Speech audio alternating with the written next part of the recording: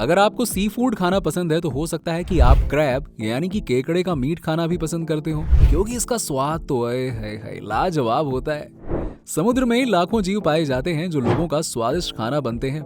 ज्यादातर मछली खाने के शौकीन लोग केकड़े के स्वाद का भरपूर मजा लेते हैं, क्योंकि इसका स्वाद मछली से कुछ कम नहीं होता है। ये लाखों की संख्या में समुद्र में पाए जाते हैं और खाने के लिए इनका शिकार किया जाता है। अगर आप चीन, जापान, कोरिया और वियतनाम जैसे देशों में देखेंगे तो आपको हर रेस्टोरेंट में केकड़े की डिश तो मिल ही जाएगी, और ये डिश फ्राई या सॉस के साथ मिलेगी, जिसका आप लुत्फ उठा सकते हैं। इन्हें समुद्र से निकाल कर फिर प्रोसेस करके मार्केट में बेचा जाता है। लेकिन आखिर इसे समुद्र से निकाला कैसे जाता है भैया, ये तो बताओ। और इसका फैक्ट्री मेकिंग प्रोसेस क्या होता है, ये भी हम आपको बताएंगे। चलिए, ये सारी चीजें जानने के लिए आप वीडियो को पूरा एंड तक जरूर देखिएगा और हमारे साथ बने रहिएगा। चलिए दोस्तों, आपको फैक्ट्री में ले चलने से पहले केकड़े को समुद्र से कैसे निकाला जाता है वो तो दिखा देते हैं। अब आपको बता दें कि केकड़े को समुद्र से काफी ज्यादा मात्रा में निकाला जाता है और ये काम शिप और बड़े बड़े जालीदार बॉक्स से किया जाता है। वहीं इसके लिए सैकड़ों की संख्या में वर्कर्स लगे होते हैं जो इन जालीदार बॉक्स को समुद्र की गहराई में फेंकते हैं और मशीन की हेल्प से जाल में लगी रस्सियों की हेल्प से इसे खींचा जाता है। यानी कि बड़ा ताकत वाला काम होता है ये। और आपको बता दें कि इन बड़े बड़े बॉक्स को फिशिंग करने वाली कंपनियां मछुआरों की हेल्प से समुद्र की गहराई में डालती हैं और फिर इनका इंतजार किया जाता है, जिससे इसमें हजारों मछलियां और केकड़े फंस जाते हैं। यानी कि अगले दिन जब इन्हें निकाला जाता है और उस समय समुद्र का पानी शांत होता है तो उसमें ढेरों जीव फंसे होते हैं और इसके बाद उस बॉक्स को शिप में लगे एक ऑटोमेटिक कंटेनर में पलट दिया जाता है। इस तरह कई बार इस प्रोसेस को रिपीट करके लाखों की संख्या में इन केकड़ों को समुद्र से निकाला जाता है, जिसके बाद अब इन जीवों में से केकड़े और मछलियों को अलग कर लिया जाता है और उन्हें एक तरह की बास्केट में रखा जाता है। वहीं केकड़ों को उनके साइज के अनुसार अलग अलग भी कर लिया जाता है और ये केकड़े छोटे से लेकर बड़े शेप में होते हैं और ये खतरनाक भी होते हैं। इसीलिए इन्हें अलग करने के प्रोसेस में वर्कर्स को हाथों में ग्लव्स पहनना जरूरी होता है। इससे केकड़े डंक नहीं मार पाएंगे और वहीं ये काम बहुत ही सावधानी से किया जाता है। अब इन्हें साइज के अनुसार अलग अलग कर लिया जाता है। इसके बाद इन केकड़ों को शिप पर ही एक जगह फ्लो हो रहे पानी में डाला जाता है और ऐसा इसलिए किया जाता है जिससे इन्हें वॉश किया जा सके। इसके बाद इन्हें बाहर वर्कर्स की हेल्प से निकाल लिया जाता है और इसके बाद इन्हें बर्फ में रखा जाता है, जो एक बड़े से कंटेनर में भरी होती है। अब आप सोचेंगे कि आखिरकार इन्हें बर्फ में क्यों रखते हैं, तो आपको बता दूं कि इन्हें बर्फ में इसलिए रखा जाता है क्योंकि इन्हें फैक्ट्री तक पहुंचाने में काफी ज्यादा वक्त लगता है। अगर इन्हें बर्फ में नहीं रखा गया तो ये मरकर सड़ने लगेंगे और कुछ देर के बाद इन्हें बड़े बड़े गत्ते में पैक कर लिया जाता है, जिसमें नीचे पन्नी लगी होती है। यानी इन केकड़ों को पैक करने के बाद पन्नी से ढक दिया जाता है, जिसके बाद गत्ते को सील कर दिया जाता है और वर्कर्स की हेल्प से इन्हें बड़े बड़े ट्रकों में लाद दिया जाता है। फिर इन्हें फैक्ट्री में लाया जाता है और फिर अनलोड कर दिया जाता है, जिसके बाद केकड़ों से भरे गत्तों को फैक्ट्री में एक जगह पर रख दिया जाता है और इसके बाद शुरू होता है इन्हें प्रोसेस करने का काम। और इसके लिए सबसे पहले वर्कर्स इन गत्तों को खोलते हैं और फिर इनमें से केकड़ों को निकालकर बड़े से कंटेनर में डालते हैं, जिसमें बर्फ भरी होती है। इसमें केकड़ों को इसलिए डाला जाता है क्योंकि जरूरत के हिसाब से इन केकड़ों को प्रोसेस के लिए निकाला जा सके, क्योंकि इसका प्रोसेस काफी देर तक चलता है और केकड़े भी खराब नहीं होते हैं। इसके बाद इन केकड़ों को थोड़ा थोड़ा निकाल कर एक ऑटोमेटिक मशीन जिसमें कन्वेयर बेल्ट लगी होती है, इन केकड़ों की बाजुओं को दोनों तरफ से लॉक कर दिया जाता है। अब बेटा केकड़े कुछ करके दिखा, अब वो कुछ नहीं कर पाएगा।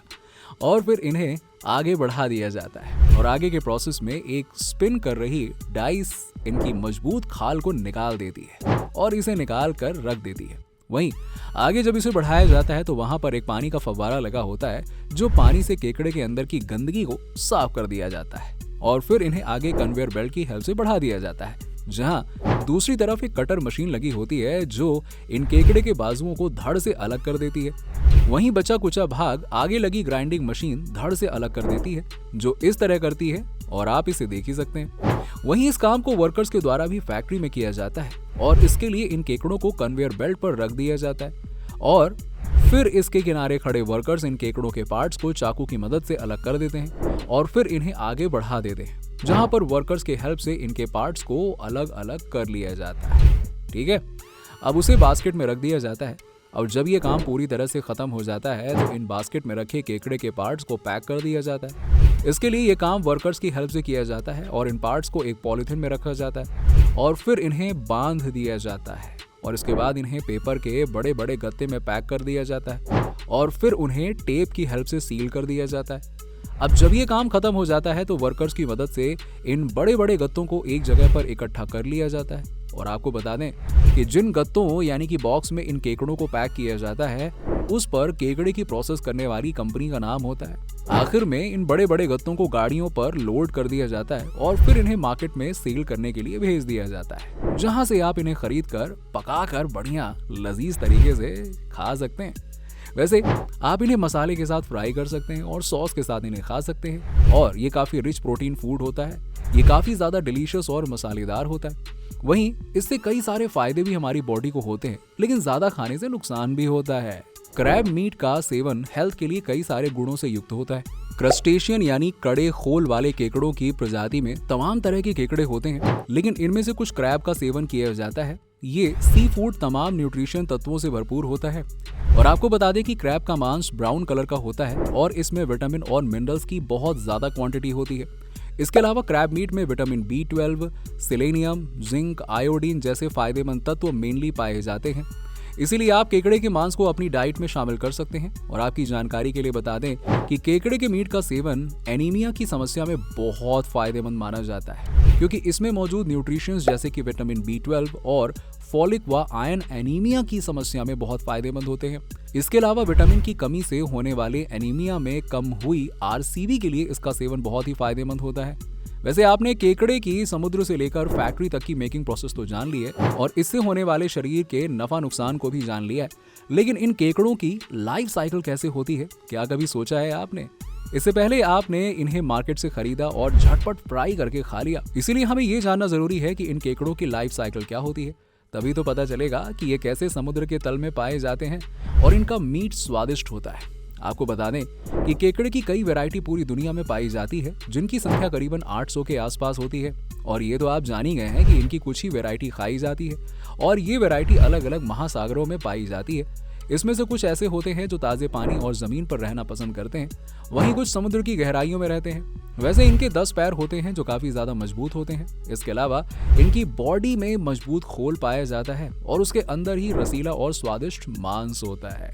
इनकी लाइफ साइकिलिंग के प्रोसेस में सबसे पहले मेल और फीमेल केकड़े की मीटिंग होती है, जिसके बाद मादा केकड़ा कुछ समय के बाद में अंडा देती है और ये अंडे उसकी बॉडी में एक बड़ी थैली में स्टोर होते हैं। इनकी संख्या 1 लाख से लेकर 5 लाख तक होती है, लेकिन ये फीमेल क्रैब इन अंडों को एक साथ रिलीज नहीं करती है। ये इन्हें बहते हुए पानी में 1 हफ्ते तक इन अंडों को रिलीज करती है और ये बहते हुए अंडे कुछ डिस्ट्रॉय हो जाते हैं और कुछ अंडों को जीव तुरंत खा लेते हैं। इस तरह से लाखों अंडों में से सिर्फ कुछ हजार अंडे बचते हैं। और आपको बता दें कि इनके अंडे ट्रांसपेरेंट होते हैं, यानी कि आप इनमें मौजूद केकड़ों को बाहर से देख सकते हैं। वैसे जब इन्हें 2-3 हफ्ते बीत जाते हैं तो इनमें से बेबी केकड़े निकलना शुरू हो जाते हैं और जब ये पूरी तरह से सतह पे आ जाते हैं तो वहां का सीन बिल्कुल रेड हो जाता है। और जैसा कि आप यहाँ देख ही सकते हैं, इसके कुछ महीने के बाद ये बड़े हो जाते हैं। ये घास फूस और छोटे जीवों को खाकर बढ़ते रहते हैं। और आपको बता दें कि 10 पीरियड में ये अपनी स्किन को कई बार बदल लेते हैं, यानी अपने खोल को चेंज कर देते हैं और इस तरह से इनकी लाइफ साइकिल चलती रहती है। दोस्तों, उम्मीद करता हूं कि आपको केकड़े का फैक्ट्री मेकिंग प्रोसेस बहुत अच्छे से समझ में आ गया होगा। इससे जुड़ी हुई बातें भी आपने जान ली होंगी। फिर भी अगर आपके मन में कोई सवाल है तो बेझिझक हमें कमेंट सेक्शन में कमेंट करके जरूर बताइए। और अगर आपने हमारे चैनल को सब्सक्राइब नहीं किया तो देर किस बात की है, प्लीज फटाफट वीडियो को लाइक और चैनल को शेयर करके सब्सक्राइब कर लीजिएगा।